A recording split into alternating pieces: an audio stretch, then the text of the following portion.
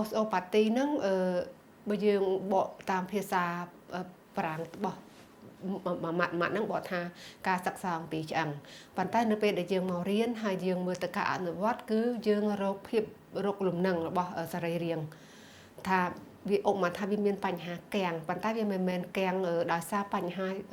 ចលនាធំទេគឺចលនាទូចអាហ្នឹងចលនាទូចនោះដែលធ្វើឲ្យកៀងទៅដល់ចលនាធំធ្វើឲ្យសរីរាង្គយើងហ្នឹងវាបាត់លំនឹងអញ្ចឹងបើសិនជាបងឧទាហរណ៍នៅទូទៅឲ្យជាជនយើងស្រួលយល់ដូចយើងដើររួមអំបោះដែលតាក់អញ្ចឹងរួមអំបោះតិចអតាក់ហ្នឹងហើយបានវាទៅធម្មតាវិញមកក្នុងខ្លួនយើងហ្នឹងគឺអញ្ចឹងកាលណាពីក្បាលដល់ចុងជើងមិនបាច់ថាពីត្រឹមនេះណាពីក្បាលដល់ចុងជើងឧបមាថាមានកៀងកន្លែងណាទូចមួយអញ្ចឹងវានឹងមានរំខានទៅដល់ចលនាផ្សេងទៀតអញ្ចឹងធ្វើឲ្យវាបន្ទាញបន្ទងគ្នាវាធ្វើឲ្យបាត់លំនឹងវាធ្វើឲ្យទៅកៀងកន្លែងណាផ្សេងទៀតបងចង់ណែនាំដែរសម្រាប់ជំនាញអូស្អូប៉ាទីនេះដោយសារជំនាញអូស្អូប៉ាទីនេះវាថ្មីសម្រាប់នៅស្រុកយើងហើយប្រជាជនខ្មែរយើងគាត់អត់ទាន់យល់ដឹងឧបមាថាគាត់មានបញ្ហាឲ្យតែគាត់ហៅថាឈឺការពីក្បាលដល់ចុងជើងឈឺកកនិងក៏ដោយស្ពឹកម្រាមដៃជាប់ស្មានឹងឈឺចាក់មកនឹងឈឺចង្កេះឈឺ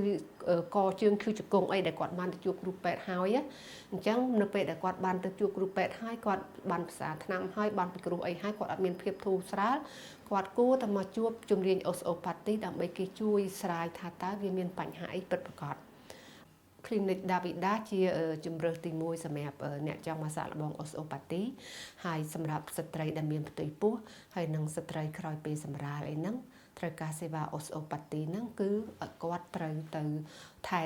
តាមដានផ្ទៃពោះនៅពេទ្យកាឡាម៉ែតពីព្រោះមន្ទីរពេទ្យកាឡាម៉ែតគឺជាកន្លែងមួយដែលហត្ថវិទ្យាសាស្ត្របានបណ្ដុះបណ្ដាលក្រុមគ្រូពេទ្យទាំងអស់ហ្នឹងដែលបានទាំងឆ្មបទាំងពេទ្យខាងជំងឺស្ត្រីអីហ្នឹងបានបណ្ដុះបណ្ដាលជំនាញហ្នឹងដោយក្រុមគ្រូពេទ្យមកពីស្រុកបារាំងដែលអង្គការហត្ថវិទ្យាសាស្ត្រហ្នឹងហើយពួកគាត់មានសមត្ថភាពគ្រប់គ្រាន់សម្រាប់ជួយសម្រួលសម្រាប់ស្ត្រីដែលមានបញ្ហាហើយត្រូវការព្យាបាលអូស្អូប៉ាទីហ្នឹង